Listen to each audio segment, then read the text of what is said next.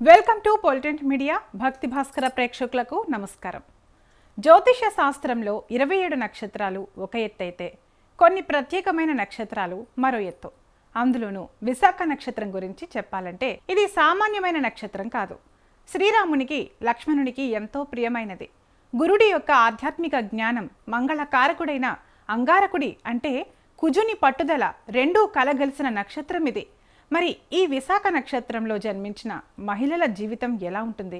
వీరి ప్రవర్తన, గుణగణాలు ఎలాంటివి? వీరు ఎదుర్కొనే అతిపెద్ద సవాళ్లు ఏమిటి?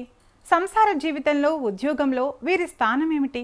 వీరు పడే కష్టాలకు ఎలాంటి అద్భుత పరిహారాలు పాటించాలి?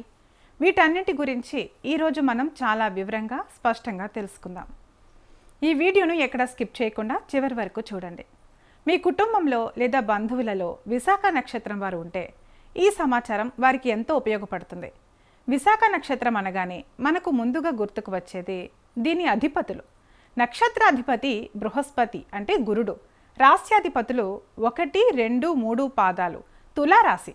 రాస్యాధిపతులు 1, 2, 3 పాదాలు తులారాశిలోకి, 4వ పాదం వృశ్చిక రాశి కుజుడిలోకి వస్తాయి. వీరి దేవతా నక్షత్రం ఇంద్రాగ్ని అంటే ఇంద్రుడు మరియు అగ్నిదేవుడు కలిసి పరిపాలించే నక్షత్రం.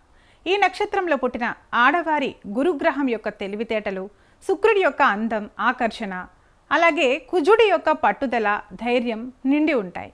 విశాఖ అంటేనే ద్విశాఖ, రెండు వైపులా వ్యాపించే వెలుగు అని అర్థం. అయితే విశాఖ నక్షత్రంలో జన్మించిన స్త్రీల అద్భుతమైన గుణగణాలు ఎలా ఉంటాయో ఇప్పుడు చూద్దాం. వీరు చాలా ప్రశాంతంగా, అందంగా, ఆకర్షణీయమైన కళ్ళతో ఉంటారు. ముఖంలో ఒక రకమైన ఆధ్యాత్మిక తేజస్సు కనిపిస్తుంది. విశాఖ నక్షత్ర ఆడవారికి ఒక్కసారి ఏదైనా సాధించాలి అని అనిపిస్తే దానిని సాధించే వరకు నిద్రపోరు. ఎంతటి కష్టాన్నైనా ఓర్చి లక్ష్యాన్ని చేరుకుంటారు. అలాగే వీరు ఎప్పుడూ అబద్ధాలకు, అన్యాయాలకు దూరంగా ఉండటానికి ప్రయత్నిస్తారు. తులారాశి ప్రభావం వల్ల ప్రతి విషయంలోనూ న్యాయాన్ని, ధర్మాన్ని నిలబెడతారు. గురుగ్రహ ప్రభావం వల్ల వీరికి దైవభక్తి చాలా ఎక్కువ.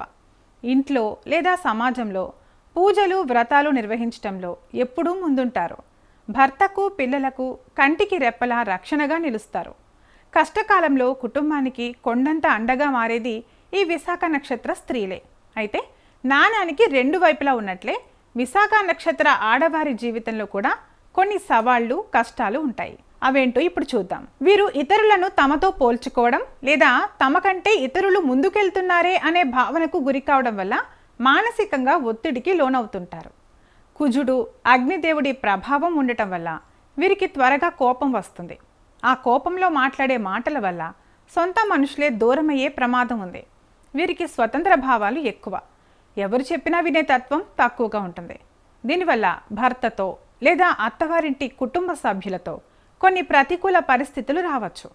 సాధారణంగా వీరికి కిడ్నీ సంబంధించిన సమస్యలు, హార్మోనల్ ఇంబ్యాలెన్స్ లేదా థైరాయిడ్ మరియు రక్త ప్రసరణకు సంబంధించిన సమస్యలు వచ్చే అవకాశం ఉంటుంది. సరే, మరి ఈ సమస్యలన్నింటికీ పరిష్కారం లేదా అంటే ఖచ్చితంగా ఉంది. మన మహర్షులు విశాఖ నక్షత్రంలో పుట్టిన వారి కోసం అద్భుతమైన పరిహారాలు అందించారు. ఇవి పాటించడం ద్వారా మీ జీవితంలో అనుకూలమైన మార్పులను స్పష్టంగా చూడవచ్చు. విశాఖ నక్షత్రానికి అధిదేవత ఇంద్రాగ్ని కాబట్టి శ్రీ లక్ష్మీ నరసింహస్వామి వారిని లేదా సుదర్శన స్వామి వారిని ఆరాధించడం అత్యంత శ్రేయస్కరం.